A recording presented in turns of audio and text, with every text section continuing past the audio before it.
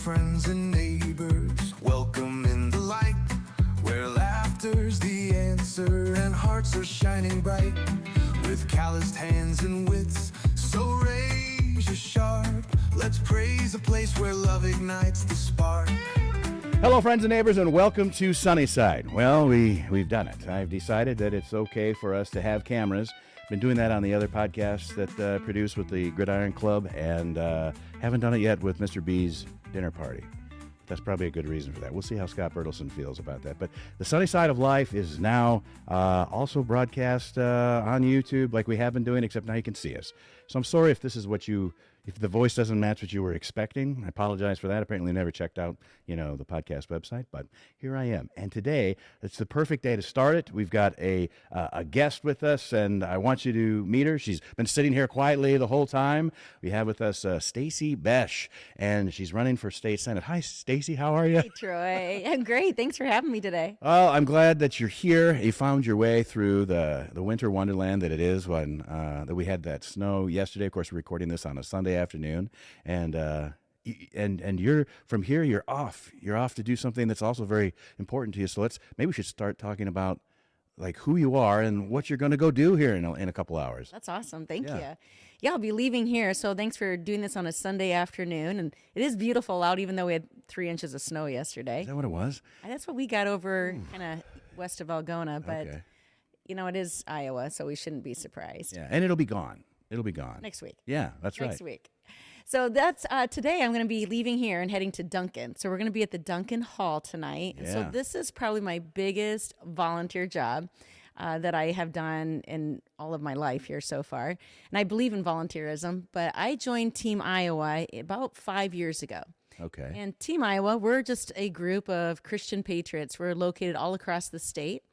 We've been meeting, and our nights have varied, but currently we meet every Tuesday night via Zoom for 2 hours. Every Tuesday? Every Tuesday night. Oh, okay, so over 100 hours just in Zoom meetings a year. Just in Zoom meetings. Wow. But it's been an awesome experience because we're either educating each other, and we'll get into a little bit like what my role is and what my part is, or we have guest speakers on to educate us.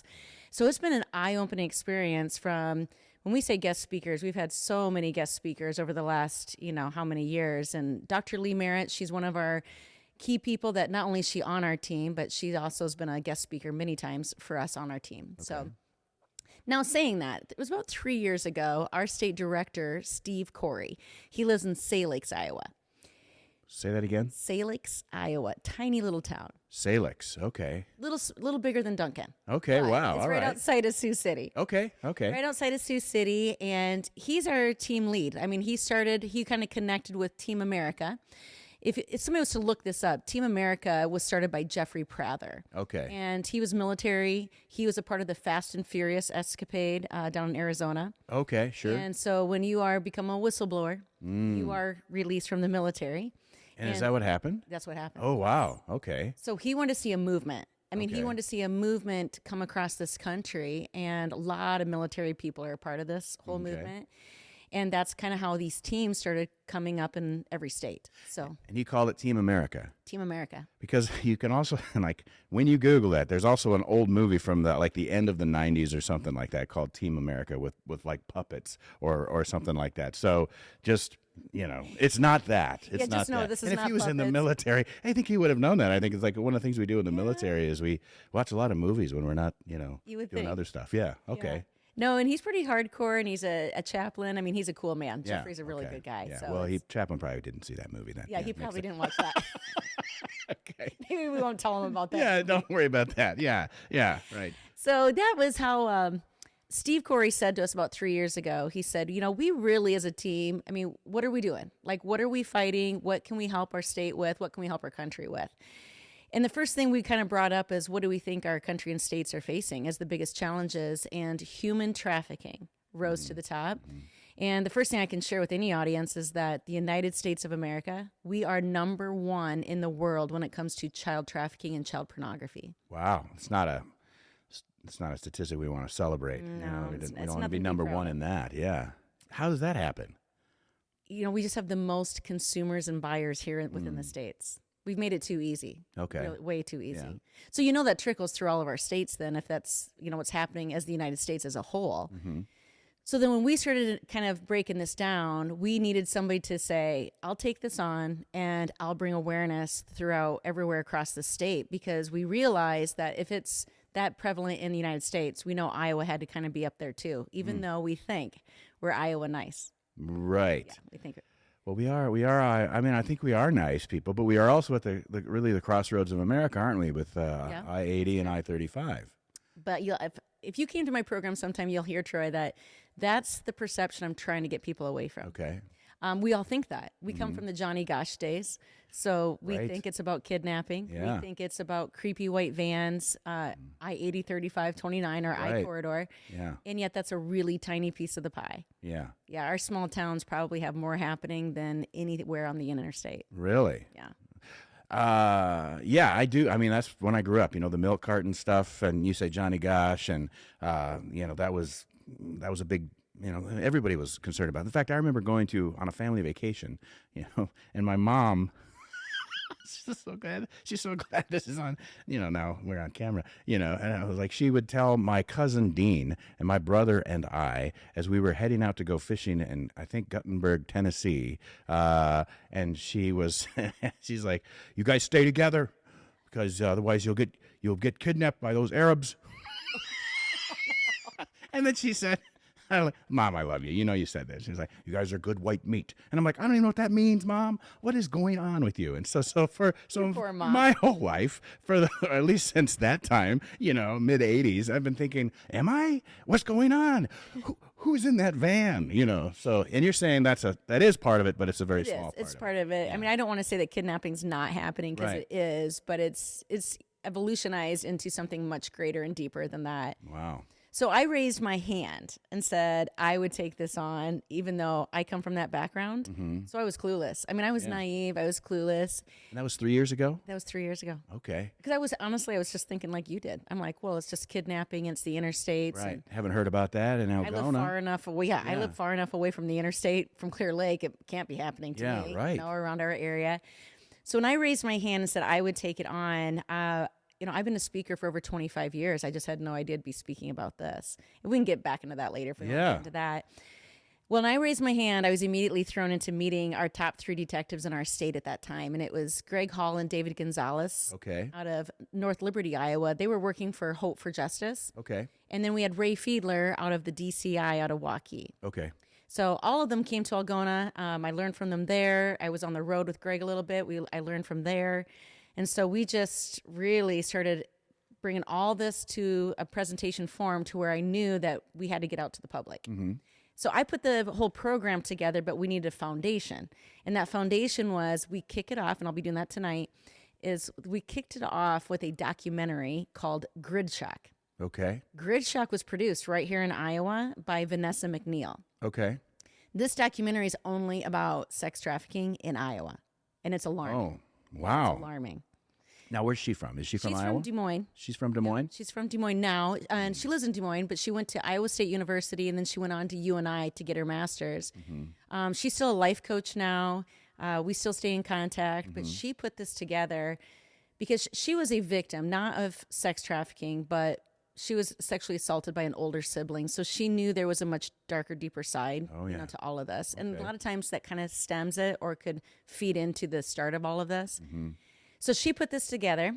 We bought the educational license for that film, Grid Shock, so we can show that anywhere we want to go. Okay. Tonight will be my 209th presentation. How about that? Yeah. Wow. It's crazy. And it's not like 209 days in a row. You've been doing this for 3 years. Yeah, almost 3 years. And so was that documentary was already done. When was that made? It was produced in 2019. Okay. So, all right. So but still very, very new Yes. within the last 6 years. Okay. Now I had when I was in the National Guard, we would have leadership meetings down in Des Moines at Camp Dodge, and we would get briefed on a variety of things. And one time we were briefed for a whole day on motorcycle gangs in Iowa, which was alarming to me, and I was furious. I don't ride a motorcycle, but I was like, now I'm suspicious of. Oh, and you get over there in Algona with the A-bait. I don't know what's going on. I was always suspicious. I'm sure they do good things. That's not the point. But I didn't like the idea that there would be roving gangs that would just take control of areas of a state. That offends my concept of a democracy and all of that. And I didn't like the crime aspect and all the other things they rendered. Then another time that we did this, we had this lady come in, and I can't remember her name. She was from outside of Des Moines, but in central Iowa area. And I don't remember what organization she represented, if it was similar to what you're talking about. This was certainly beyond more than 3 years ago. I would say this was maybe even 10 years ago, or sometime in the last 10 years. I retired, 4 years ago. So certainly before that. And her whole presentation, a 2 or 3 hour presentation, was about what was going on with sex trafficking, human trafficking in the state of Iowa, and her frustrations with not having the ability to get judges and prosecutors to do their part. They would have. She said that she would. Of course, she showed us all of the, the hand signals that you're supposed to do, and talking about how they would even at schools and universities like Iowa State, for example. She used that would have, they have different ways. Like it's human trafficking and getting you into that. I don't want to say business or whatever, but I mean, is nefarious in a variety of ways, and it's tricky how they do it. Mm-hmm. They can take your picture and they can manipulate it, and they can say, oh, this, or they'll, maybe they'll, give you some sort of, chemical or whatever, and then you'll, maybe get in a situation, and then they'll, film that, and then they'll use that, and they'll say, we're going to show your family if you don't do this. Is this what we're talking about? Similar type You're of? kind of right on the target. Okay. This is a business. I mean, it's a multi-billion-dollar business. Wow. In Iowa, or just, overall. Okay. Just overall, it's a multi-billion-dollar business, and it's exceeded narcotics. Oh, wow. And we always tell people this: you can only sell drugs one time, but you can sell a human being over and over again. Yeah, I mean, that's the sad reality. Yeah. So it's become lucrative to their pocketbooks that they continue this process, and they don't like people like me out there, trying to talk about this, or really anybody else talking about it. So have you, this lady, I feel so bad I can't remember her name, but it was 10 years ago, let's say. But, she said that, she would get people that would, threaten or drive by her house, or they didn't like what she was doing, and she would get, they have to, they have security cameras because just people were, there were suspicious vehicles and things happening, and that made her very worried because she was leading this charge. So, has that ever happened to you? Yes. It has? Yes. So there's people that say we don't. Threats. Really? Yes. And, a lot of it is because they're just trying to use their scare tactics. A lot of times what they do to the victims themselves. But they're trying to get you to stop, because if we start bringing enough darkness into the light on this whole topic, they know this is going to hurt their pocketbook, right? Oh, yeah. They're used to this money. They rely on Johns, and Johns are the buyers, the demand. Yeah. And the demand's what we want to go after. Yeah.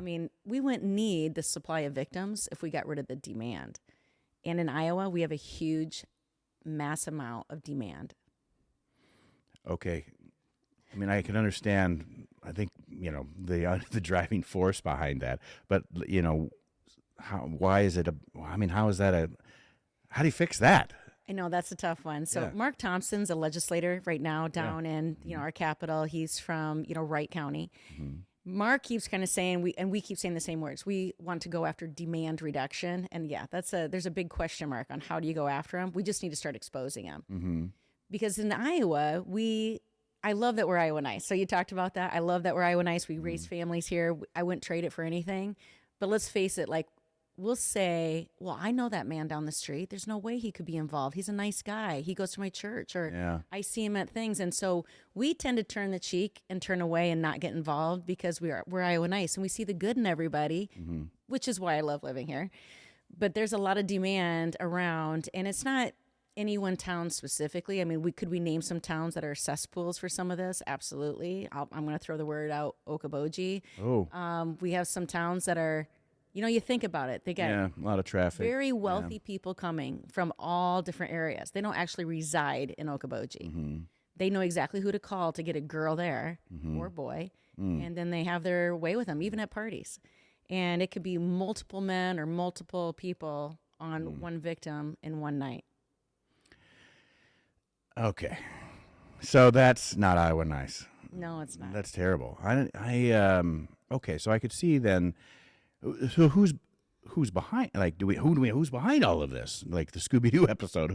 How do we get pull to the mask Yeah, off. where is that? I would love to pull the mask off. So there's traffickers obviously that are coordinating all of this. There's traffickers out there who have so many victims. Then they're the phones that are being called to, hey, we want a girl here at this party or this or that.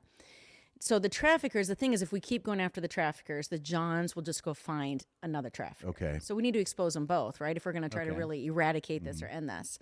I love when Mark Thompson will say, I'm tired of seeing the man in an orange jumpsuit all tatted up for his mugshot, because that's what we all picture. I mean, that's what I picture when I think of a mugshot. Yeah. What if we had a man in a $1,200 suit for his mugshot? Because the typical buyer is a man who wears a suit and tie to work every day and probably has a family, probably has a great home. And yet we learned from this film Grid Shock that the number one day of the week is Mondays, because they've spent all weekend with their family, and then their sexual desires come to play, and Monday morning is the number one buying day. Really? It's disturbing, isn't it?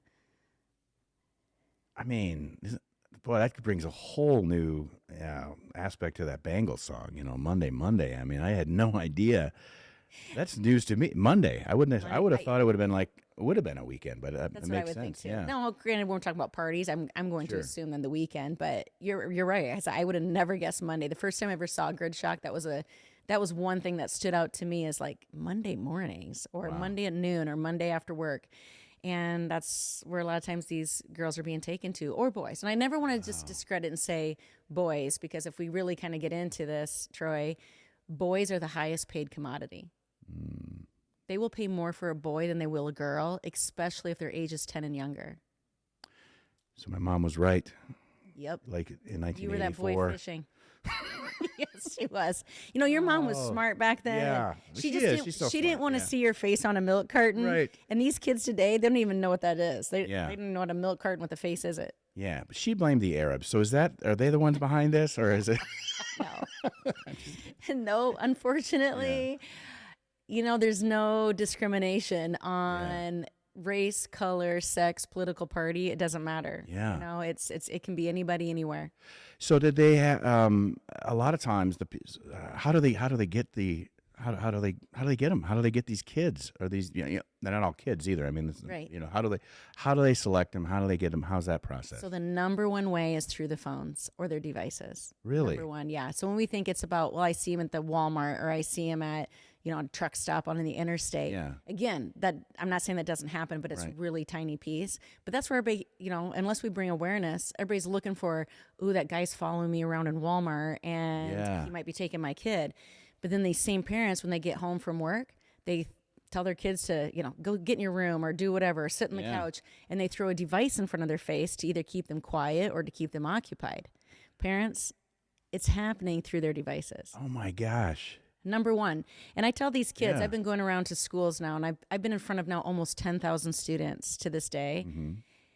These kids, when I tell them, I'm standing right in front of these students, and I say, do you not think for 1 minute traffickers are smart? They've had to evolve. They're not going to go to Walmart.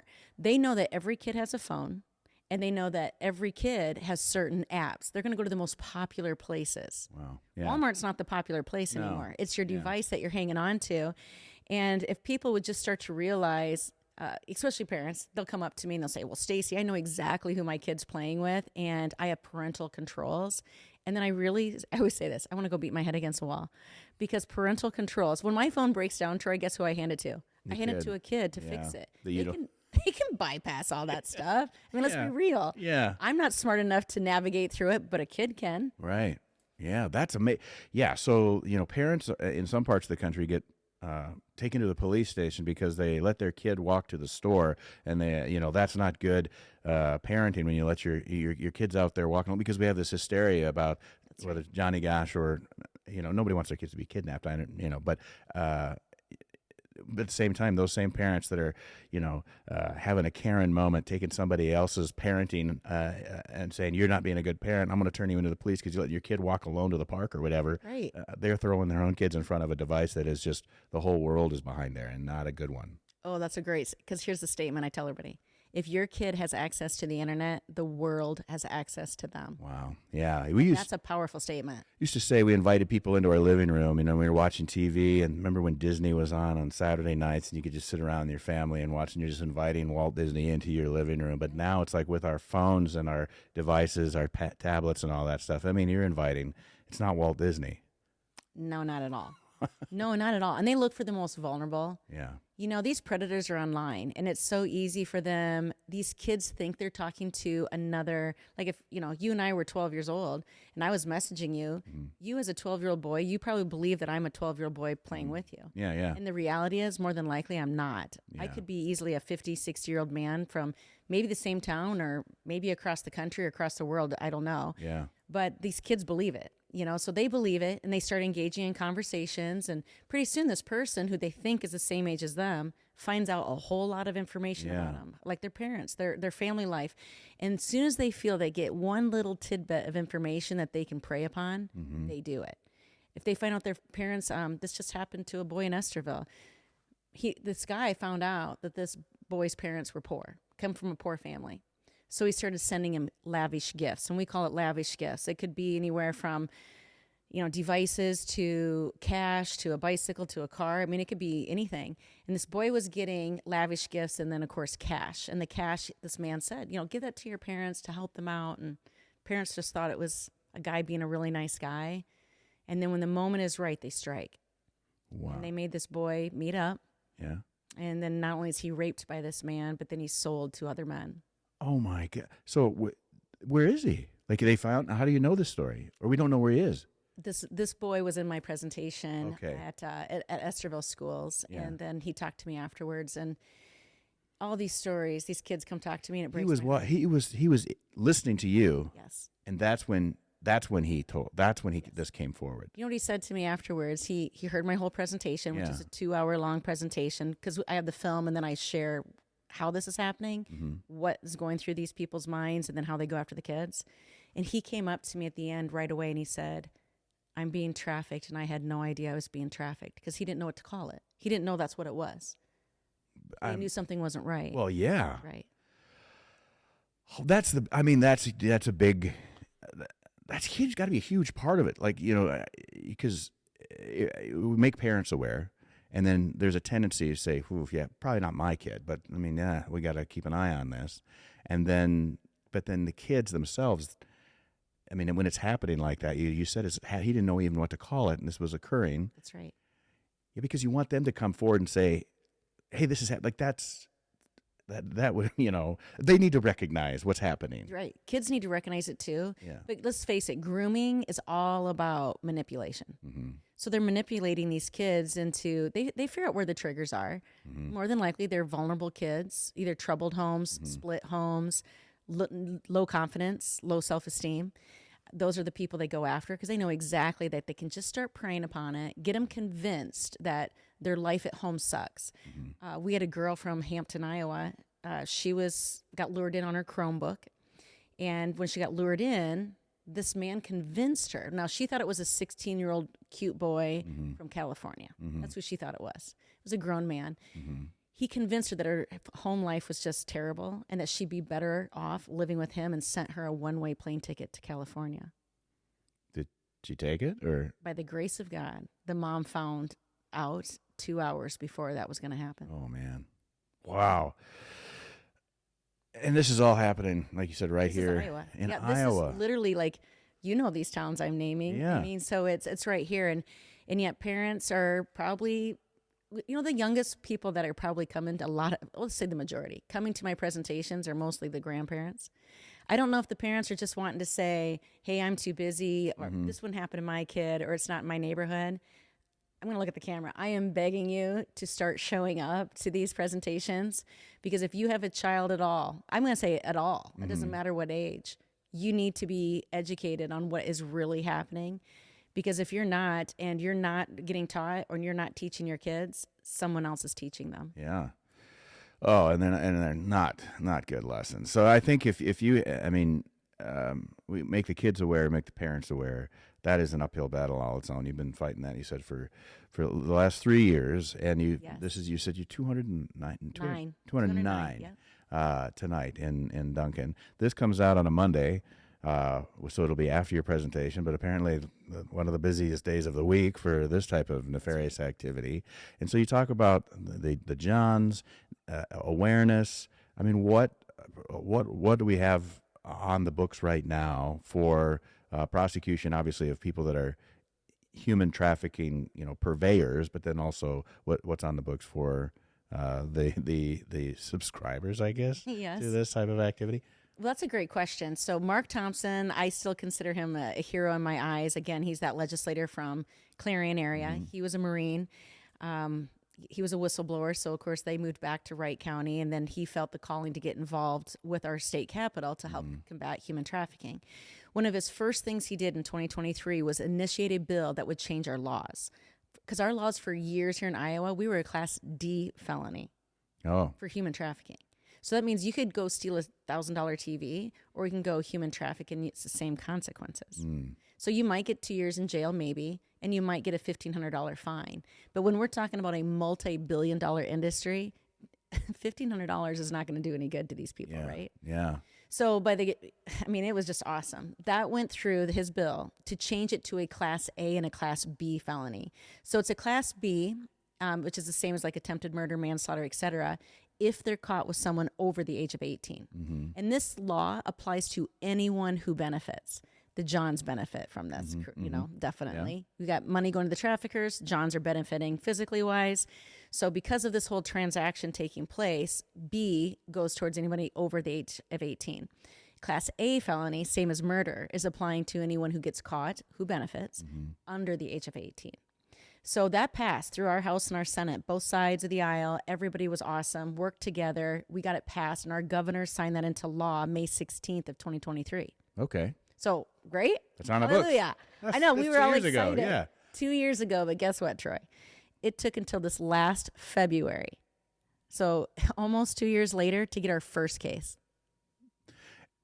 Prosecuted?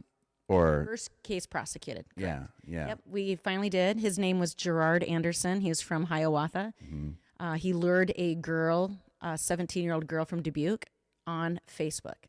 He made a fake Facebook account. See, these kids, they think it's legit. Yeah. It was fake, and he posed as a girl on Facebook and started connecting with young girls, and then that was how it all started. So he got charged. His sentencing was just this last September 3rd, so a little over 2 months ago. Okay. He was sentenced to life in prison and no chance of parole. Wow, yeah. That is the death penalty in Iowa. We don't have the death penalty, which I'm actually glad about that. So but a life without parole, that is the death penalty. That's correct. Yeah. Well, that sends a message. Well, I think it should send a message, and that could be part of the. I know it seems, and I'm not. I think 2 years is a long time, but if it's a different set of requirements legally. If you're going to put somebody away on a misdemeanor or a Class D felony, and then you get to a B or an A, you have to have your evidence. You have to have everything locked up pretty tight. I mean, it takes more to build a case, and then they don't want to, run the possibility of,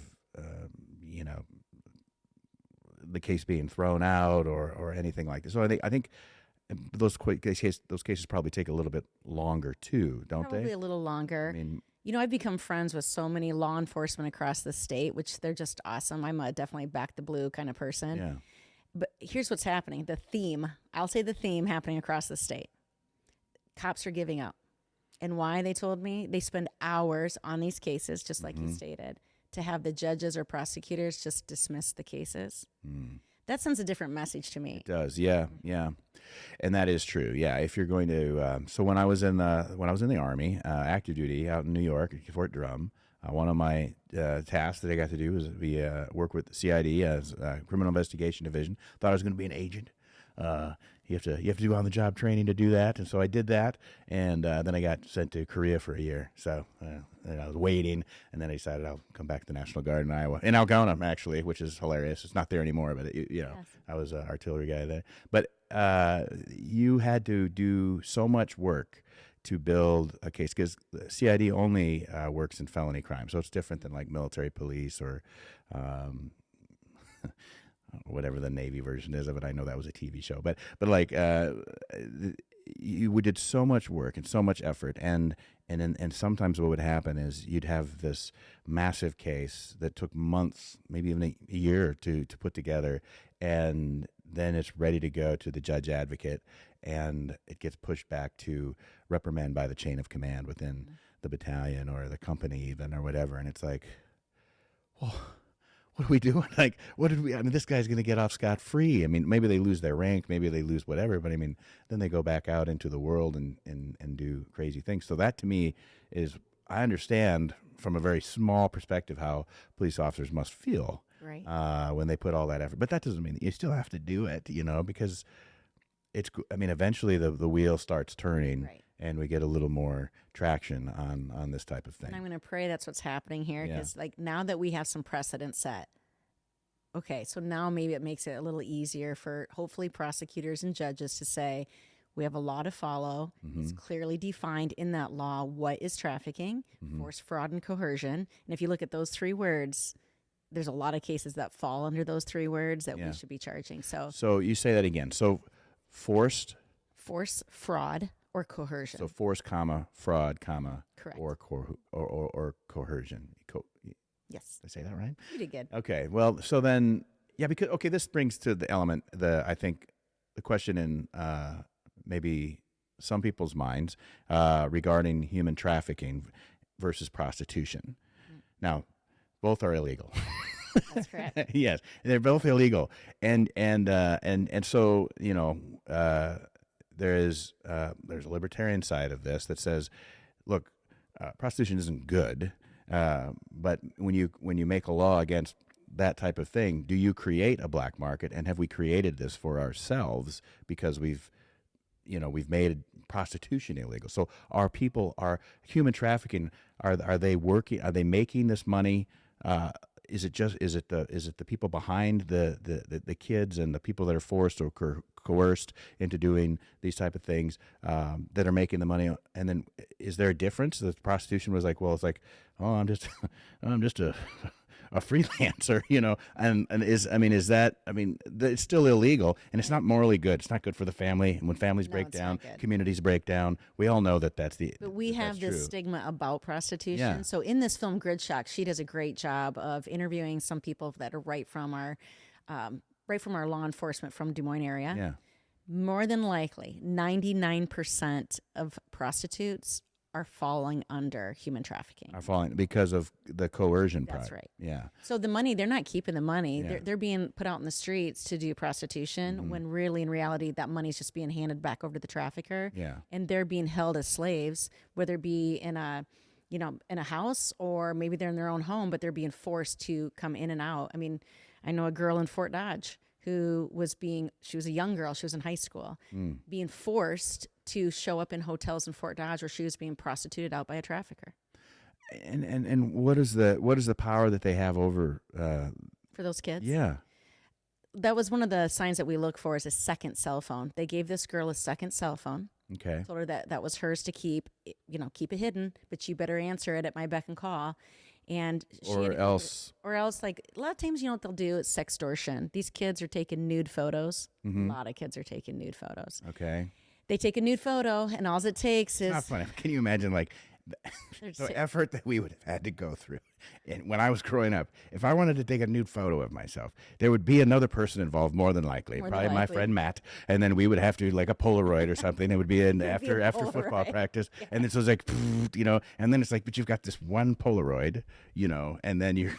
That's right. Thank goodness we didn't how have is that it. even and now go give that to Amy over there, and it's like this Polaroid. Yeah, like it's just a different. I mean, we live in a different world for sure. We do. So it's instant and it's digital and high definition and it's some degree expected, which is weird because that's not something that we would have done. No. I'm so glad my rotary dial phone couldn't take photos. The teen. Right? Oh, you didn't have a teen line. Teen lines could take photos. No, I didn't have that. I didn't have the luxury of having that. I mean, I barely got to stay on the phone. My dad would just unplug it from the wall, right? I mean, that was how it worked when we were growing up. Yeah, they don't even know. They don't even know. Yeah, yeah. It's amazing to me how many kids are taking them. Yeah. All it takes is kids don't realize they're out there forever. I mean, they're in this thing called the cloud. Yeah. Okay, traffickers find them. They trace them back to the individual. They send them back and say, if you don't do what we say, we will ruin your life by exposing these photos. So the kids think nothing of taking nude photos, but they don't think of the consequences, right? They're not mature enough to realize, well, if these pictures get out, they will ruin my life. Or that's what they perceive to happen, Yeah. right? So it's very simple for a trafficker to send these things back, or let's face it, there's some videos out there.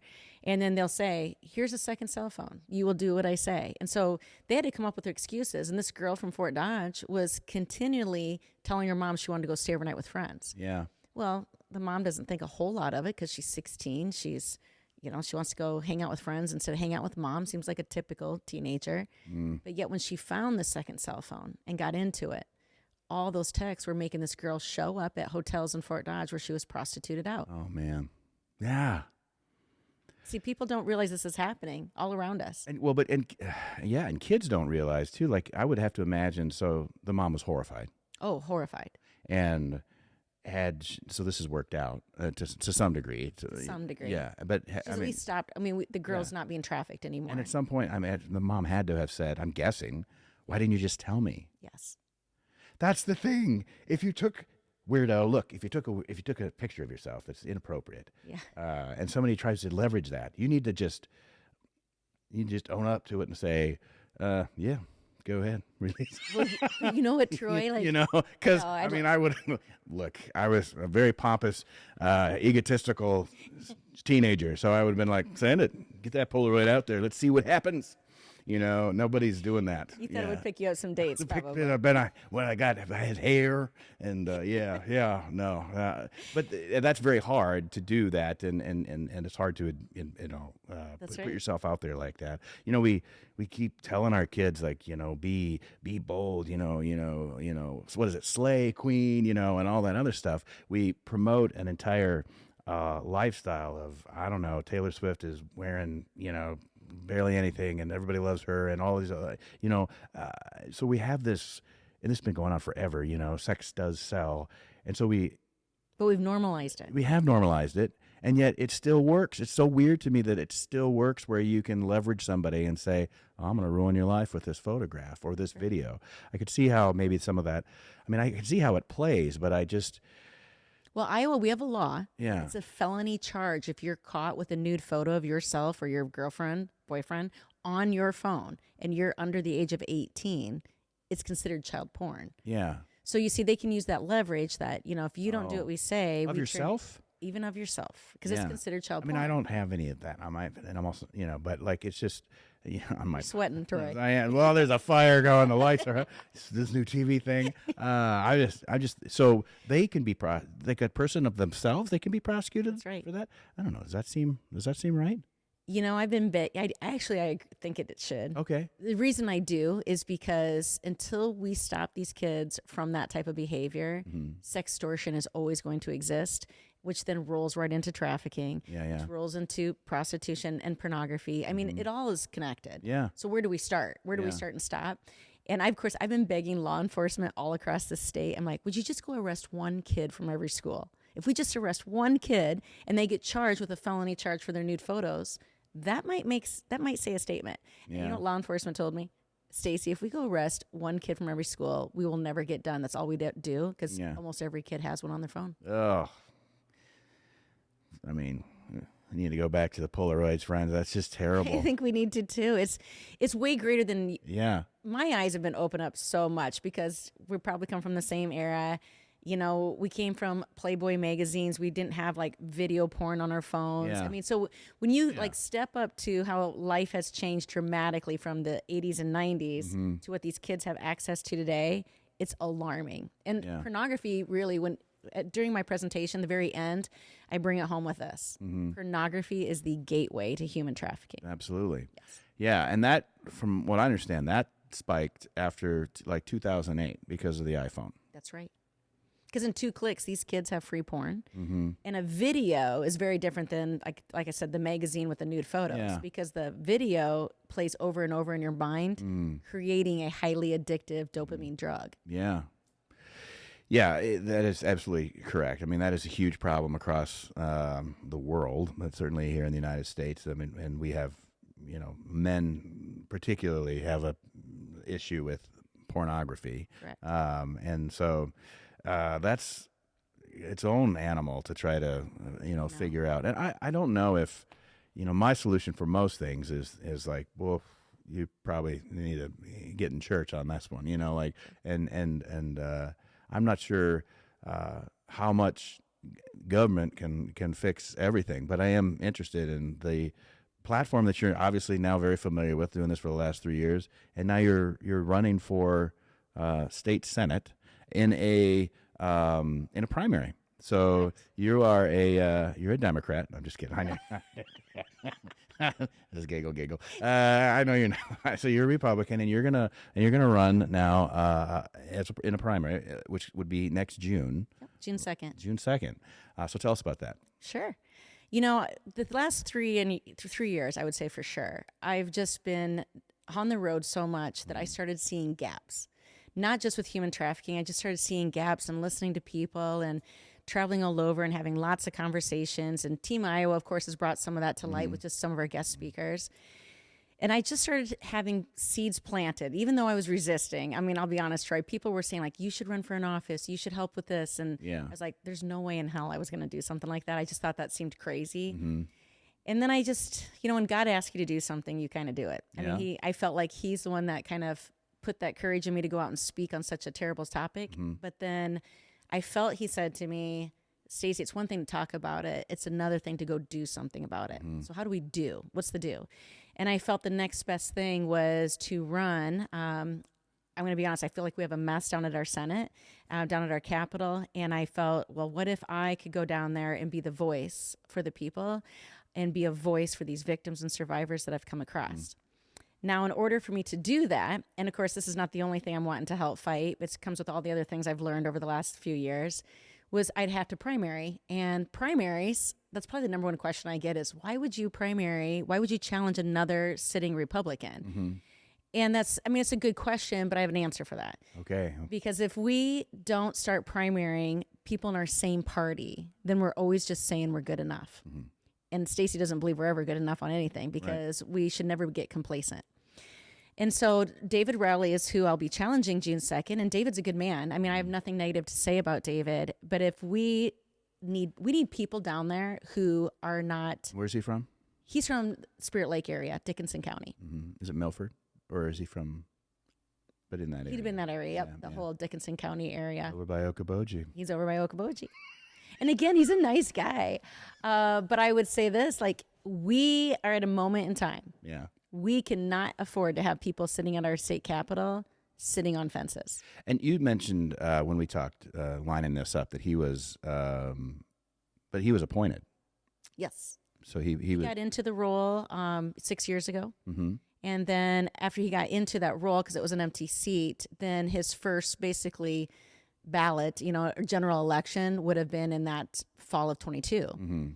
And so he ran, in fall of 22. His name's already on the list. And I'm not saying that he didn't do anything, but that makes it a lot easier. Yeah, but he was uncontested in the party. Yeah. Was he contested by a Democrat? That I'm not really sure on exactly for 22. And and I always tell people this, I think you need to understand the history of primaries, because primaries weren't back to our founding fathers. And I love history. I love going back to founding father things. That's why I was kind of admiring some of your history that you have here. And primaries were designed so that we, the people, that we would be a part of the nomination process. Yeah. Parties should encourage primaries. Right? Yeah. And for years, I'm going to be honest, I didn't probably place as much value on primaries in my younger years as I do today, because I didn't realize the importance. Like, I thought, well, the general election is the most important. Well, the general election, you're going to have a Democrat versus Republican. The primaries are, we the people get to select the best candidate. Then they will be on the general election against the opposing party. Right, yeah. So I tell people now, like, if we don't get out there and vote in June for our primaries, you really should not say anything after that, because you got to use your voice there. Yeah, I don't think that the parties in general do a good job promoting the people within the party to run for office. I feel like that's really one of the primary jobs of the political party is to have a bench full of candidates that they are ready to run in all of these elected contests, whatever it happens to be. I think what happens is they, just human nature is lazy, and they get to a certain point like, well, we've got, a person in this office.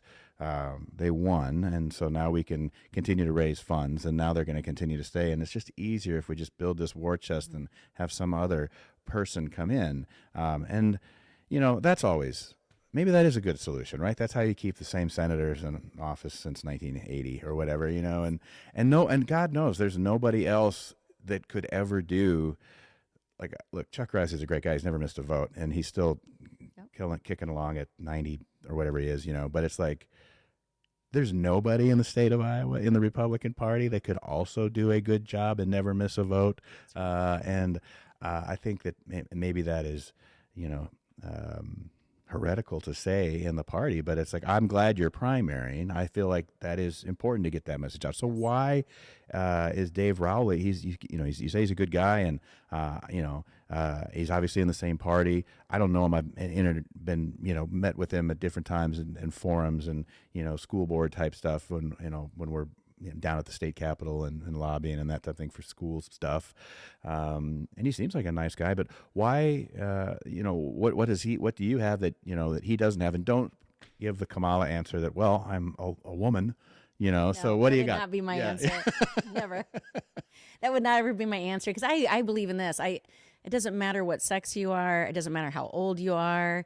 I believe in term limits, though, too, by the way. Yeah. I just think that you look at like Chuck Grassley's, and again, I think he's a great guy, too, but we have term limits, though, don't we? Like, if we primaried effectively, that's right. we would have then it. we would. Yeah. That's exactly what primaries are for, so you're right. I would say what I bring to the table is maybe it's my German. My dad was military. I got a little of that, hereditarily built into me. Your dad was German military? What? Yeah. I know. Boy, that's going to go a wrong turn, isn't it? We're German. Yeah. And he was, my dad was drafted to Vietnam. Yeah. And I think because of being the firstborn, there was just 3 of us girls. I was more with my dad all the time growing up. I was raised more as the boy to do the work around the yard and the house and cutting down trees and, all that. Well, I just think that got instilled in me that, he got drafted to go, work for our country, right? To protect our country and fight for it. He didn't have a choice. And so I look at it this way, I have a choice. And so I'm going to go try to fight for Iowans and especially Northern Iowa down at that Capitol. And I might not be wearing a uniform, but by gosh, I have a voice I can go use. So that's the first thing I always think of is I got that kind of built inside me that way.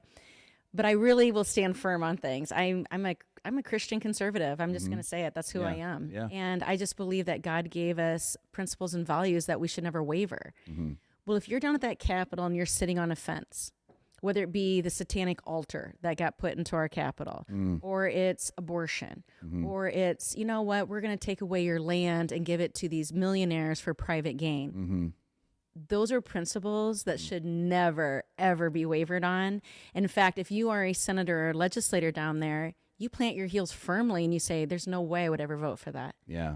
Because then what you're saying for your constituents is I could be on both sides of the fence. I could be pulled either direction, whether it be money or who knows what it is. And so I think I bring that to the table far greater. I think having the last 2.5, 3 years going out and meeting with all these people and seeing these gaps and all different things, I think God gave me a vision, but also the voice and name recognition. And I always love the prayer of Jabez, right? God, enlarge my territory, protect me and give me the wisdom.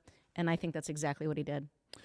So if you have, I think everybody goes to the Statehouse or Washington, D.C. when they first get, and it's the same desire to serve. There's probably a few that look forward to meeting with lobbyists and increasing their purse maybe or whatever it happens to be. But I'd say in general, I want to give the benefit of the doubt that they all start the same way. I think, and I mentioned this to you when we met. You came to I didn't realize it was a Central Committee meeting. They must have been so surprised when they saw me walk in. Big Republican family, and I was not a Republican my whole life until like 21, and then I was like, hey, what are you guys doing? Like, you abandoned a lot of these principles so I became a libertarian, and I really enjoyed that for like a year, and then I was like, ugh, these guys are the most disorganized people I've ever met in my life, so I feel like a typical Protestant, actually, to be honest with you. Just like, I don't like this, so I'm going to go do this right now. So I do the same thing. Just Christian conservative is where I'm at, because that's where you base things on. And obviously you find a lot more of that in, on the Republican side. But but it's still a party. And so you get elected, you go down there. My concern is that, I've had people tell me that got elected that say, Troy, I agree with you on this, and I want to do that, but I got to get some things here. I got to get to certain spots before I can, do what I want to do. It's like, I know, but the damage you do in between now and then, like, how much is that, going to affect everything else? You mentioned the millionaires or the billionaires that are, lining their pockets on other people's. You're talking about the pipeline. Yes. Yeah. That's a big deal for Kossuth County, big, long county. It's twice the size of a lot of counties in Iowa. And it runs through Kossuth County? It runs through, it's going to run through, well, they want to, right? We're going to try to stop it. But District 5 that I'm running for, it's going to be going through 3 of those counties. Yeah. Yeah. That's a big deal to us. And District 5 is, let me see if I can do this. Dickinson, Emmett, Kossuth, Winnebago, Palo Alto. And then a little chunk of Clay. Okay. Yeah, just a tiny bit of Clay. Not Spencer, but just a little corner there. Okay, very good. And so you're from Algona. You're right in the middle. I'm right in the middle. Yeah, right. Yeah. And how has that been going, too? So, like, are you actively campaigning? I mean, you obviously were at the Central Committee in Winnebago County. Yes. I didn't have any business there after you. I just came to meet you because I saw you were going to be there. There's a reason you came. Well, that's why I came. I was like, I'll meet her and see what she's all about. Because I like it when people are going to primary. And then I was like, well, you're done. I'm done. I guess I'm going to go. Whatever. So I don't know what they did. No, I think that was awesome that you came. And yeah, I think it's going great. The support has been like almost overwhelming. Mm-hmm. I knew that people were planting seeds along the way, but again, I'm going to say the name recognition out in the last 3 years, it's just been, I just had no idea I was campaigning without knowing I was campaigning. Does that make sense? Yeah. Oh, yeah. So here I am out speaking and trying to bring all kind of things to light, but also I do a lot of leadership programs across the state. So all of this was just lining up. And I really think that's, when you look back, always you think, oh, this is what God was intending. I just had no idea that's what he was doing. Yeah. So the support's been awesome. People are just definitely not only helping me financially, they're trying to help me out by saying, hey, I'll do your website, or I'll make these cards for you, or I'll do whatever I can. So that's been awesome. Yeah. Because they know that we have now from now until June 2nd to really kind of hit it hard. We're going to do a big concert April 3rd. I'll come back to that. Okay. So we're going to do a concert to, let's think outside the box. Let's not do the norm. And I think that also shows that when somebody goes down to the Senate or to the state capitol, they're already thinking outside the box. They're going to think outside the box when you get down there. So I think it's been awesome. It's been, it's great and it's overwhelming. And I don't want to say scary, but like after I announced, I was like, oh, there's no turning back now. Because it's like going to the lion's den down there. For sure. And it's not like you started in the House. There is but I think Trump went right to the presidency, so who cares? Just like flip all that stuff. And there is that office, the show The Office, where state senator. She's a state senator. Then you just refer to you as the senator. And, so that's exciting. And when you look back on things, that's when you say, I stole this from Yellowstone, or maybe it was one of the other Yellowstone offshoots. Probably one 1883, I'm guessing. Anyway, I love those. And she says, and I think it's true, that God answers your prayer in 3 ways. He says, yes, not yet, or have something else in mind for you. And that's, I'm always reluctant to say for myself that I feel that God is calling me to do something, because then you got to be careful, because you're like, who's actually talking to you, That's right. So I felt in retrospect, you can look back in 50 years and go, oh, that makes way more sense now, you know. And so that is why history is fun. And so you said you've been speaking for 25 years, but you haven't been you've been speaking for 25 years, but you've had a variety of like things going on. So tell us a little bit about that life that you've had. That life's been crazy. Yeah, yeah. It's been crazy. You know, I grew up in small town Sexton. You know, that big metropolis. You know that town? Oh, I know it. I know their restaurant, bar, biker spot. Not because I know my bikes, you know. Suspicious. They don't take cash or check, which is weird. But okay, go on. Yes. So growing up in small town, went to Algona High School. Okay. You know, I was going to get the heck out of town because most people, when you're in high school, you're thinking, I'm just going to get away because there's nothing to do here. Yeah. And I was only gone for about 3.5 years down in Ames, and then we moved back to Whittemore. But I would just say this, you know, I never anticipated that I was going to be an entrepreneur or serial entrepreneur, we'll call it that. Mm-hmm. But I think just God kept opening doors without me knowing it back then. Now I look back and it makes pretty much a common sense now. But at one time I had 5 businesses, and I never anticipated that, but that's what happened. I opened up a salon and spa first in 1996. Okay. And then pretty soon it evolved to where that was in Whittemore, and I wanted to have a bigger salon and spa because back in the early 2000s, that word was really big, spa. That was when it was kind of coming out. Yeah. And so the only way for me to have that was I had to build my own building because I couldn't find one in Algona that kind of suited what I was needing. Mm-hmm. And so I went to this is a little fun story, but I went to my old, now I'm saying old, he's going to be like, thanks a lot. But I went to my industrial arts teacher from high school, Gene Hunt. He had Tri-Square Construction on the side of teaching. Mm-hmm. And I went to him and said, hey, would you mind building me a building? I was just going to do a little 3-plex. And when he started thinking about the vision of what I was proposing, he said, let's do it together. So we became business partners, and we built that whole strip mall shopping plaza called Eastland Hill Plaza across from Fairway on Highway 18. Yeah. In Algona. East side of Algona. On the east side of Algona. You bet. Mm-hmm. And so we became partners at that time. Now I'm the sole owner, but at that time we were partners.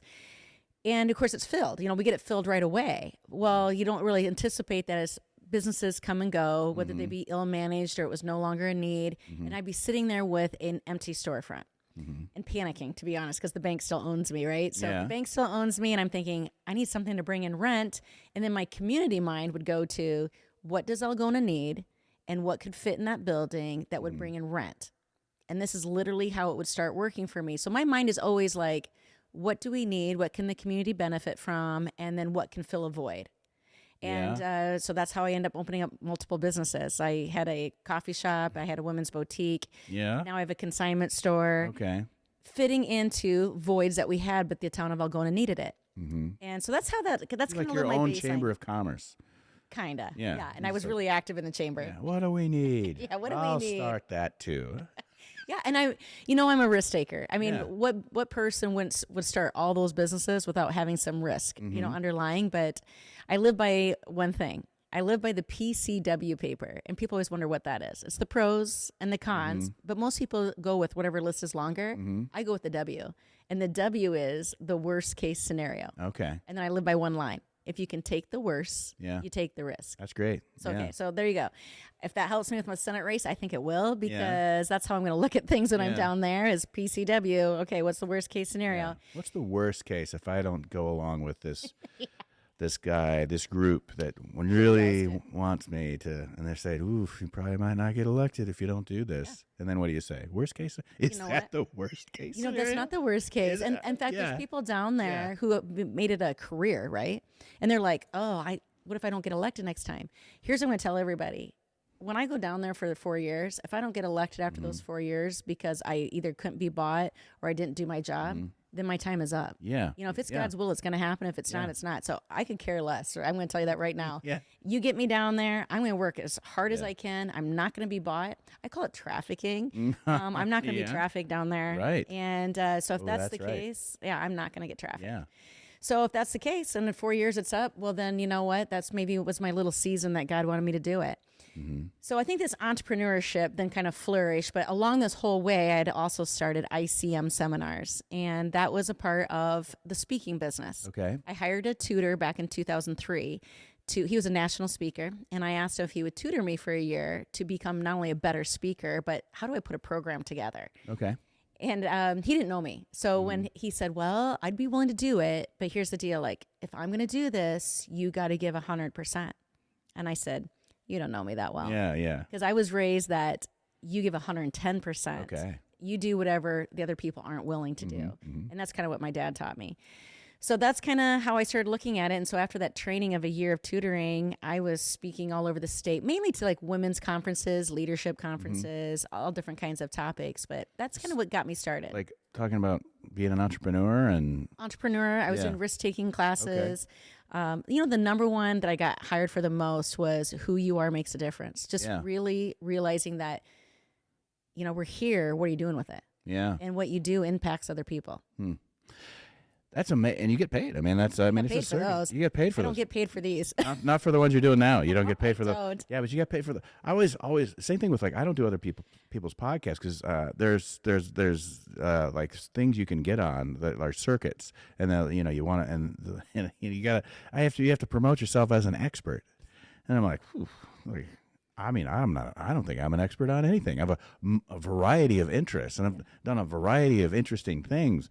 I don't have, I'm not going to claim I'm an expert, As long as you do it 50 miles from home, you are.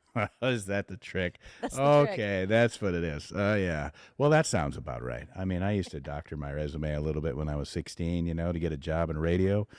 Probably could work again in podcasting, I suppose. Yeah.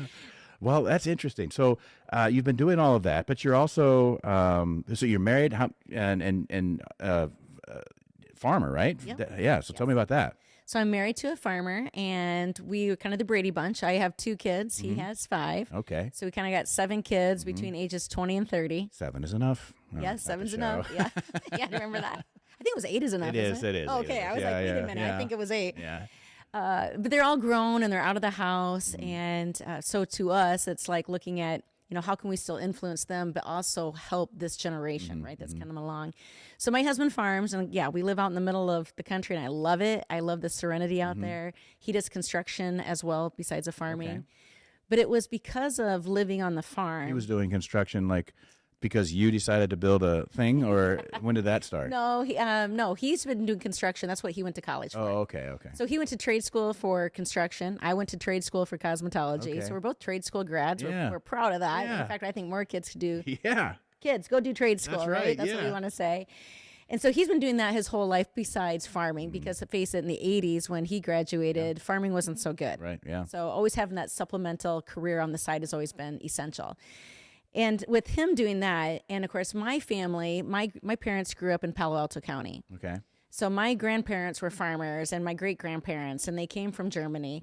And so knowing that we had a lot of farm, and there still is family farm over in Palo Alto, it's just this whole eminent domain thing just has stirred me up. Oh, yeah. Because not only us living on the farm, but I can't imagine somebody coming to us and saying, hey, we're going to take away so much of your land. We're going to put up this dangerous pipeline that, if it has a leak, you could be dead in 5 minutes. And then we're going to make sure that the only people benefiting from this are the millionaires who actually put money into this pipeline in the first place. And it's a rook. It's a rook. 100%. It does not exist without, its business model does not exist without subsidies. That's right. So the concept that you're going to sell carbon credits, which is the money behind this, is that we can exchange one thing for another. So there's money from that. So those subsidies then we build this incredible pipeline that goes from point A to point B. I think it goes to Illinois is the idea, and they're going to drop it into the earth. Sequester it into North Dakota. Is that where it's going? It's going to Yes. no, it's going to North Dakota. Okay, so we're going to sequester it in North Dakota, and you don't have to do that. Like if you're really wrapped around the axles about carbon, then you can actually pelletize carbon in place and spread it on the ground, and actually makes pretty decent fertilizer, which would be only if we had enough. I don't know where there's agricultural ground nearby us to be able to use it in that way, but instead they're going to take land. And the thing about that is from the way I understand it, I think it is the Public Utilities Board or whatever, Iowa Public Utilities Board, and is there 3 people on that? That's correct. They're appointed by the governor. They are appointed by the governor, and they're all supposedly Christian conservative Republican types. So how do we get to that?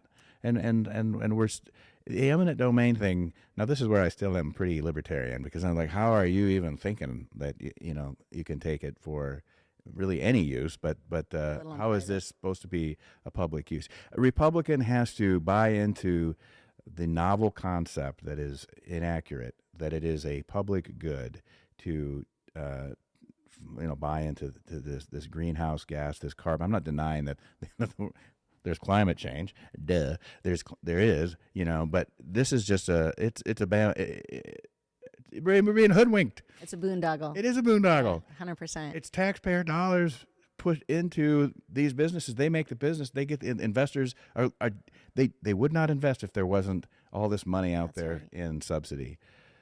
They saw a prize. They saw a huge prize. Yes.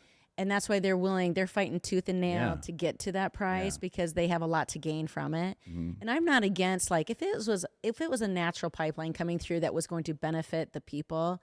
Well, like natural gas or something? Yeah, like natural gas. Sure. I mean, could I sit back and say, sure, because that could probably pay for itself. And, of course, you're going to get people after listening to this, they're going to say, well, there's a lot of things that are subsidized right from the government. Well, that's true, but one's as dangerous as this? Yeah. Well, no. Well, I mean, and I'm going to leave you alone on the subsidy thing, because I know that you're farm family and everything. I come from a farm family too. My family grow grain, and they grow unique grain that nobody else does. They grow corn and soybeans. I don't know if you've heard of that or not. It's so weird that prices are what they are when everybody's growing the same thing. There's no market value to me in the same product. It's the same number 2 yellow corn. My family, they have arguments about this all the time. So God bless them. I'm glad everybody else is doing that. I'm going to do something different. Not with grain, but there's farm subsidies, so we won't even get into that, because that is, again, still pretty libertarian on that. I'm like, why do you need those? And small farmers don't. Farms, this is small business. Small farmers actually can survive and weather most of the problems that come through, because they're just better at that stuff. It's the big farms that lobby for the subsidies. It's the big farms that want a small number of people have half the amount of land. Half the amount of land is small family farms. That's right. And so I like family farms, but they use that family farm concept. They being the larger entities, the larger corporate farms. They use that small family farm concept in the American's mind, kind of like Iowa Nice, to trick everybody into thinking like, ooh, we don't have these things. A lot of these people are going, no. I think the small family farms, they will be able to weather a lot of the stuff without it, but that's a different. But they'll be extinguished if we don't do something. It's I think, and I'm not an expert on this. You are, because you've lived it longer than I have. I just came back from, being a soldier for a long time. So I look at it from a different perspective, which I guess you could say is pretty subsidized now that you mention it. I mean, military's pretty subsidized. It's like, I still get my retirement check. Thanks, government shutdown doesn't affect me. Found that out. So I just don't, I like, so what has to be done is probably at some point farming. There used to be a time where farmers did compete, where your cows or your pigs or your sheep or your chicken or turkey, whatever, or your corn or your grain or your sorghum or your wheat or your barley was better than your neighbors, and you could see that it was better, and there was value to that. And so farmers did compete, and that's why county fairs were so magical, because you got to see really independent businesses producing a product with which they had great pride, and they were selling it as a commodity. Now farming in the last 50 years, my lifetime, has really gone to be something very different, where it's all streamlined. And Iowa State will tell you, for the last 30, 40 years, farmers, you want to be successful, you have to learn how to, find it on the margins, Meanwhile, all of the inputs are doing just fine, they're not working in the margins. So it seems, I don't know, it seems a little collective farmy to me to have the same, I'd like to see it where farmers were just, we're growing different products and doing that. But that's also harder. I know. You put hogs in confinement because it's just easier for the farmer. You can grow more, fewer die. You're not moving them around from paddock to paddock. Same thing with cattle. That was easy to sell to the farmers. Chicken. Oh, for sure. That's easy to sell. Yeah. So who doesn't want easy? You can make more money. Yeah.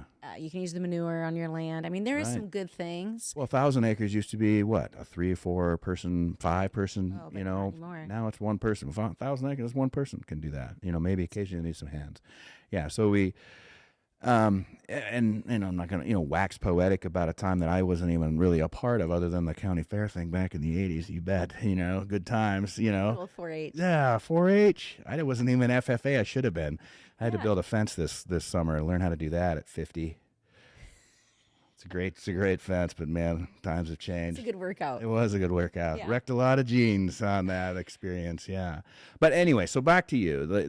We talked about some different things. Yeah. What are some of the other ideas that you have as you roll into this primary June 2nd? Well, another big thing, which was a gap according to what I've seen in the last 2.5 years, with the pornography issue. Mm-hmm. So we had an awesome senator down there, Kevin Alons. He's from Sioux City area. Okay. He tried initiating a bill that would help, and this is a baby step. So I do not think this is a fix-all by any means. I think it's one little tiny step, but having proof of ID for pornography so that no one under the age of 18. Okay. Now, anybody listening to this, you're going to say, really? How's that going to be possible? But it's a baby step, right? Well, Canada, the UK, Europe, they're doing that right now. It's already being done. And Texas is trying to do it. So we're trying to get, I think that would be great. Now, it didn't get anywhere this year because we had so much of a mess down at our Senate when it came to the eminent domain fight this year that a lot of these other little bills, which I don't consider them little, I consider them big when it comes to human trafficking or the pornography issue, they didn't even make it to the floor. So we need to make sure that we're still fighting for those principles and values of what could save our kids against some of this other stuff as well, and quit making, Isn't that interesting? It's like they always say follow the money, and it's almost like you can do the exact opposite when you want to find the good bills that are down at the Statehouse. Where there's no money behind it, those are probably the ones that should be enacted. Should be the Not ones always. first in line. But where there is the most money, that is where the biggest fights are. So last year, you mentioned it was the eminent domain. A lot of money behind that. A lot of people boisterous about that. The year before that, it was AEA and the schools. A lot of money behind that. Granted, state money, but also private school money and different places had a lot of AEA had a lot of money. And the people that were really advocating for most of those meetings were actually the AEA directors that were, probably duplicative. So it's always. I hadn't thought about that before. I mean, whatever is being loudest is probably where the most money is being spent. I agree with you 100%. Yeah. And those are probably the ones that are the worst ideas maybe that's why they've spent so much money. Yeah. Yes, because people have so much to lose or to gain, right? If that's why the money's Do you think that if something like that were to make it further, do you think that they would that there would be all of a sudden it would become a money trail issue where people start saying, oh no, why would you why would we want to do? What is the I think the argument is going to be against that will be there's so much child porn being put out there today, and consumers of it, even right here in Iowa, like we talked about. If it starts becoming an issue where even child porn, which should be completely eliminated, and kids can't even get porn on their phones to be watched, to manipulated, I think there's going to be some money that's coming behind that to fight it, because then that's going to impact their pocketbooks, the traffickers or the people creating child porn. Yeah. And when I say that, I do want to share with people because they don't realize this. One of our youngest victims that was rescued in Des Moines for child pornography was a 3-month-old little girl. Terrible. And I know, I don't even want to talk about it because it's just so sickening, but people don't even get this. Yeah, this but that's is what happening. they want. Yes, don't talk about it. Don't talk about that. So you have to bring it up. Yeah, I think it's so important that we got to wait. I feel like we got to peel this veil off of people's eyes is what I feel like we have to do. So pornography is a big deal to me. I think because that is the gateway to human trafficking, we need to address it. If we can if the federal government can shut down TikTok for 12 hours, how are we not shutting down these other sites? Yeah. Well, they could have shut down TikTok permanently, but some deals were made there too. So, yeah, interesting. Yeah. I think that's just something for people to ponder. Like, can these things be done? 100%. Is there money behind the people fighting it? 100%. Yeah. So it would be more. Yeah. It's I don't want to reveal anything, too many things, but like back in the day, if you wanted to buy a magazine, a magazine of certain, you had to go to the gas station and you had to have that awkward moment where you're like, take this, that Snickers bar, and one of those, and whatever. And there's like this whole ordeal, like and that alone was enough, That's right. And if. I'm just saying hypothetically. I like, it never happened to me, but like, let's say you walk in and this is maybe on your mind, and then the person that's behind the counter is like, like former Sunday school teacher or something like that. You're like, oh, not today. So, but there is none of that. There is no Sunday school teacher, first of all, in many people's lives anymore, but there's also no Sunday school teacher working behind, the phone. Controlling your device. Wouldn't that be great, though? Oh, my gosh, I would love that. It was like grandmas and Sunday school teachers had to be like, what do you want to purchase? Yes. Can you imagine? It would be great if they were the ones running all that behind. I would That'd love be great. that. Yeah. I think that would be awesome. Maybe that's a use for AI. It's like it's we your need grandmother. something positive for Yeah, AI. yeah. Yeah, so that I kind got of some AI positive things for you. Yeah. Okay. Yeah. Well, we have to talk about that sometime because some of it seems frightening to me. But Yeah. so got those two things are kind of top of my brain. Okay. I know you and I briefly when we met, we talked a little bit about property taxes. Yeah. And I'm looking for ideas because when I look at a couple of things. First of all, the massive inflation of property taxes, it just seems to keep going up. I mean, I'm impacted, you're impacted. Yes. What do we do? How do we stop that, control that? And then I see people who are on fixed incomes, let's say seniors or just people who are literally on fixed incomes because they need help. They're losing their homes. Like they probably purchased it, owned it for years. Yeah. And now they're being stripped away from it because they can't afford, I call it high dollar rent on their property taxes. Yeah.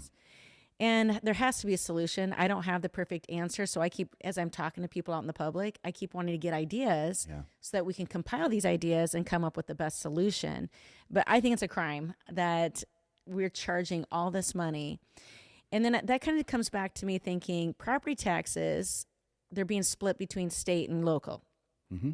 Well, pretty soon I'm afraid that the state's going to say they're going to pull all the control away from local and say that they control everything when it comes to anything that property taxes is going to. And I think that's wrong as well. We can't strip local control away because they're the ones that know their community best. And that's why you elect people for your supervisors and your city councils. So I just think there's a lot that we need to sit at the table about when it comes to property taxes, but I'm all in favor of trying to either lower them or eliminate them. Yeah. Well, I like eliminate, but that is probably not likely to happen. We have lowered our income tax, which I think is great in the state of Iowa, and I think the goal is to get to zero. I think it's at 4%. For a lot of folks, but it's getting it down to that 0 point, and that's fine. I like that there's no income tax. Florida seems to do pretty well. There's other states that have no income tax. Virginia's been that way for a long time, but they also, they supplement that either then with sales tax and of course property tax. And of course, property tax in Florida is a little bit different than property tax in Iowa. My wild idea that I suggested to you at that central committee meeting, and I think it blew the wigs off of some of the folks that are there, because it's just not something that's considered. You first have to eliminate the assumption that the government is spending all of, it needs more money to spend, and that all of the programs that the government has are absolutely essential, because we know that that's clearly not the case. No. So if you get past that assumption, that everything that the government is doing is just not enough, then we can go somewhere. But for me, what property taxes, if you have to have property taxes, if you have to pay rent on property that you already have purchased, the only proper way to do that is to pay it. The only fair, true way to do that, it's not fair actually, it's an unfair way to do it, but it's the right way to do it, is to base it on what the purchase price of the property was originally. So you talk about fixed income folks, if they bought that farm back in 1955, that's the price. Whatever the price was in 1955, I don't care what the local weirdo county assessor thinks that it happens to be worth today in 2025. It's irrelevant. That's what they purchased. That's the last time. That's the right. only thing that you can collect that on. You cannot put a tax. I'm not going to assess your weirdo valuation, and then I'm going to manipulate it from the Statehouse on who gets a little bit more. Maybe I do a little bit less. There's a little bit less for farmers because they're screaming really loud, or a little bit more. It's just like, this is what you paid. Now, to me, that is also based on a few other assumptions, and that is called the purchase price property tax concept. California does that. That was their Prop 13 that they did do many years ago, and in many cases, it is considered a buyer beware kind of process. And but then again, it's also based on, California spends a ridiculous amount of money, and a lot of it is Lots of tied up in NGOs. pensions and a lot of all that stuff. So like how they spend the rest of their money is, and when you have knuckleheads that are at the Statehouse, and hopefully that's not you, you should be able to go down there and say, well, this isn't what government does. We're not doing that. We're going to cut here. We're going to get it. That's what every Republican says they're going to do. Right. And I mean, if it ever happens. They say the same song. Because the research that I've done, I mean, there is specifically in across the state, but then even in your district. So what would be District 5? What would the fall up be? And there is a shortfall. There is a shortfall if you were to do that just based on what the amount of money that would change. So like you're rolling back people's property taxes to whatever they initially paid for it. When that happens, whatever your price is set, and let's say we set it at 4% or something like that across the board. Well, 4% on your property valuation from 1955 is going to be very different from your neighbor who just bought their property right next to you. They bought that farm in 2020 for a lot more. They're going to pay 4% on that, and it's basically the same soil. Irrelevant, don't care. That's the way it works. That's why it's not fair in people's minds. But it also, I think in Iowa, we have a problem with people moving either out of state or moving to Des Moines or Big more cities. big cities. And I like being in a small town. I like living in the country. I think it's the way to be. And as a small town school board member, I like people to stay in towns. So one thing that the purchase price property tax concept does is it keeps people. They choose to be less mobile. The grass doesn't look always so green on the other side. No. Then If you're like, I'm going to sell my house here because I'm going to go live here, and instead of improving the house that I have, because right now if you improve the house, the assessor drives by and says, oh, your house is worth more. Now we get to charge more. We didn't do anything for you. We didn't have nothing to do with it. You spent your own money on it. Now we're going to take more money. Like you made it if you easier. wanted a nicer house, you got penalized. Imagine buying a piece of property that's a piece of crap, and you're going to buy it because you know that it's not very good, and you're not going. So that's just the purchase price that you bought it. And then you turn around and you turn it into this. Knock down the thing, put a whole new thing on there. Or Stacy Besch comes in and puts a whole like mini mall right there. Yes, That's amazing. Doesn't matter. It's irrelevant what you put on it, and so that's why I like it. I think it keeps people in their homes for a longer period of time instead of an average of 7 or 8 years where they move. It keeps 13, 14 years, maybe longer that they go in one community. That's good stabilization. It's certainly economically excellent stabilization for the taxpayer. They know exactly what they're paying year to year. They don't have to guess. And here's the exciting part too that eliminates some of that shortfall. I'm giving you this is. If I ever ran for office, this is what I was going to do, but I'll just give it to you. Maybe you'll be a better speaker. You'll do a better job. And it's just there is a shortfall. And part of the shortfall is because we're assuming that we can't make any cuts, but you absolutely can make cuts. We have 99 county assessors. Sorry, assessors coming after you. And that is a lot of money. A lot of money. How much money? About $55 million a year just from the state of Iowa. That's what we're paying. And if you include their offices, it's over $150 million that we're paying to these duplicative services. So if you do centralize that, and this is where I bring in AI, you use AI to just immediately assess recent purchase prices and affix the property. You know exactly what everybody's getting. And by the way, so do the banks that are holding the mortgages. Our system is based on borrowing so that you can continue to, it's just going to keep rolling into your mortgage and you're going to continue to pay your taxes through your mortgage. But if you're, if you don't like banks, you just kind of, you don't play that game. And so it's a good, that's my idea. It's called the property tax, the purchase price property tax system. And it will and this is coming from a school board member, and people's hair is going, that's why I'm bald. Like the school board members across Iowa, administrators are like, no, because that's how they get their money. That's right. That's how they get their money. Yeah. And there is a shortfall. But if you do that, the shortfall, after you make those changes and you assume certain things, cleaning things up and centralizing, $115 million a year. That's the difference. That would help us. $115 million is our shortfall. So we're still.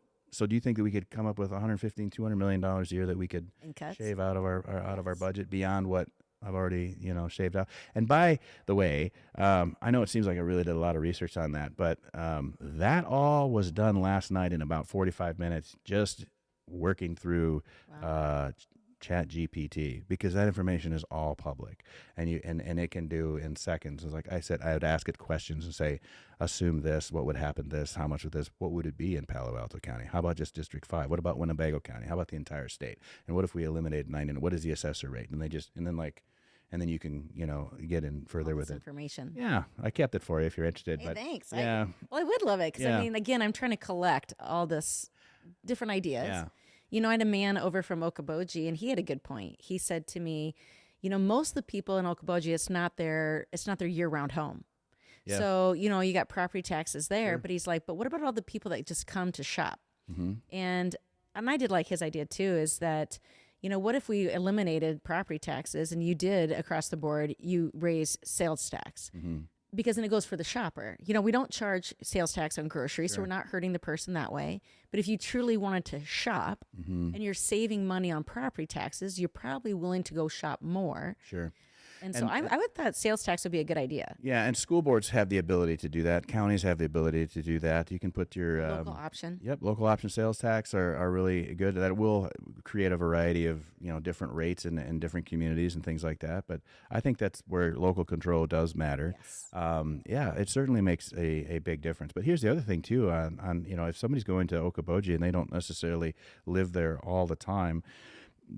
Here's the thing about Okoboji, like that school district, they don't get as much state aid because of their property tax valuations is very rich. So it is weighted. Well, so is that. That is how it is with the school districts across the state of Iowa.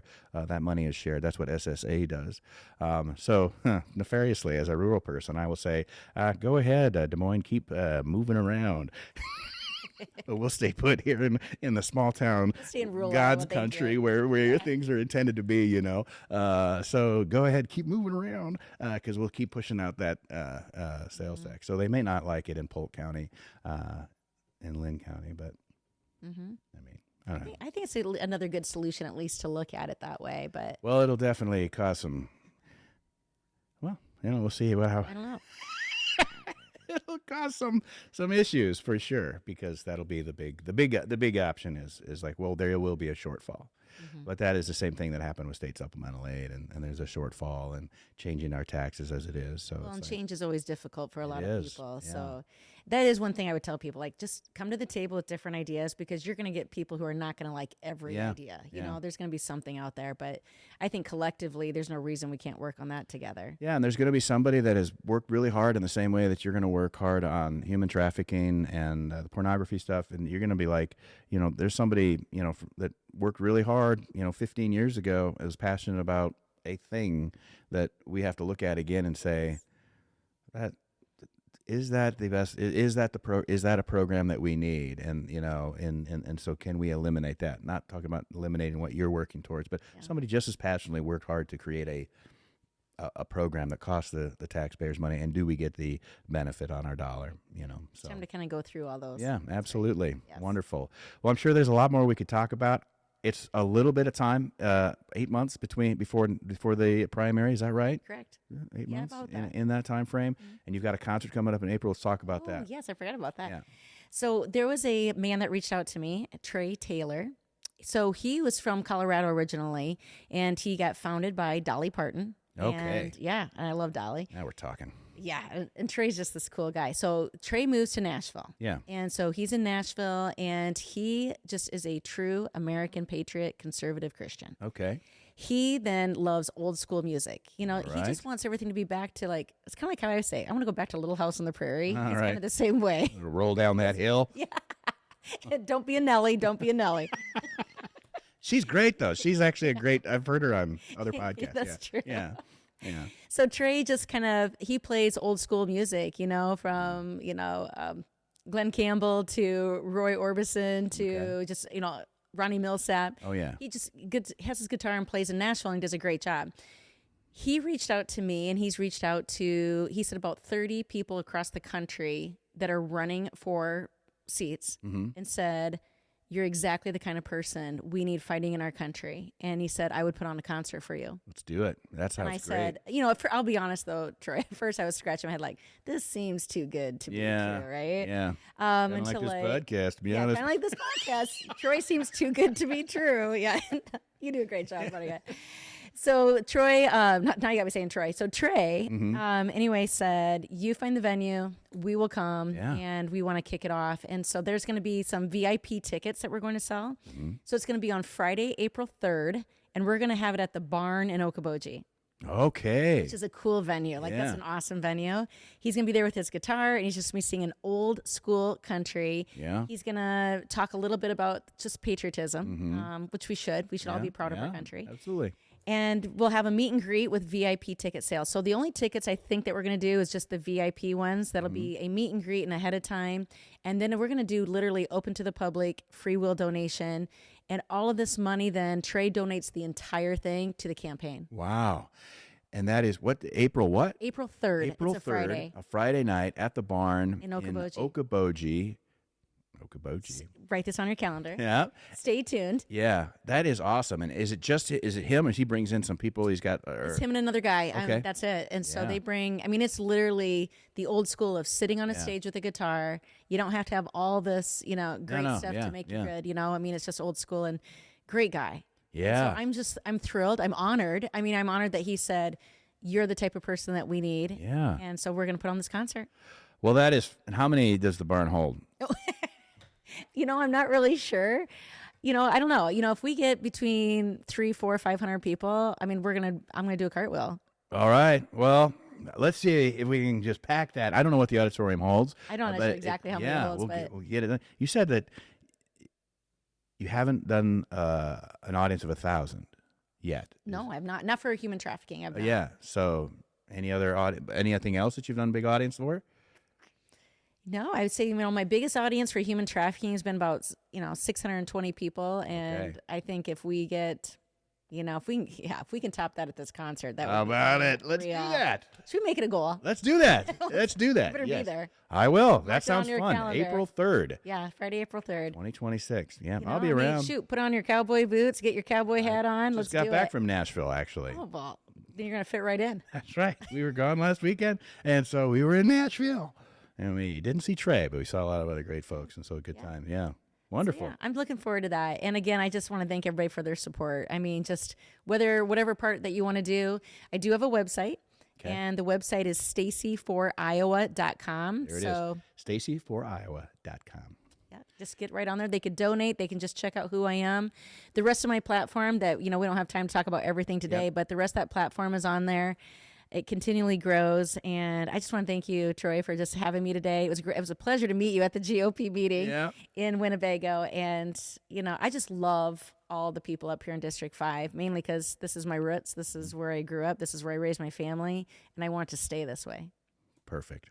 Well, Stacy, thanks so much for coming on the Sunny Side. But thanks for being the first video guest on the Sunny Side of Life in our 4th season here. And thank you for watching this and listening and being a part of our show. And you can see that with all of the work that you've done, the entrepreneurial stuff, all of the time that you've donated to the cause against human trafficking and Team America, Team Iowa, and now running to be on Team Stacy for Stacy Besch running for District 5 Senate seat in the primary. That's June 2nd coming up. So we'll talk to you again. And Stacy, I think if anybody doubts it, they've certainly seen it and heard it now.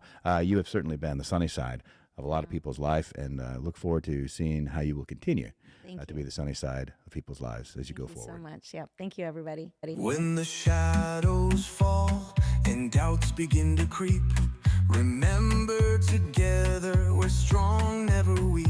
Lift your neighbor up with kindness every day. Let your actions speak the words you want to say. The Sunny Side of Life is a weekly production about our life on the family farmstead here in Iowa, the liberties we prize, and the pursuits which make us happy. None of this is possible, of course, without Christ in our lives. For the Lord God is our sun and our shield. He gives us grace and glory. Be the sunny side of someone else's life.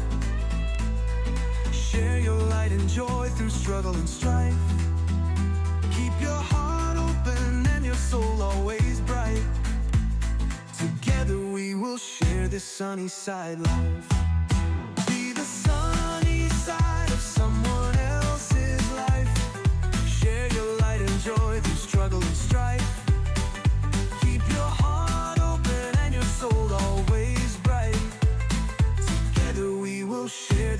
Sunnyside life. May the Lord bless you and keep you, and may the sunny side of your life in Christ be made evident unto you each and every day, and give you peace.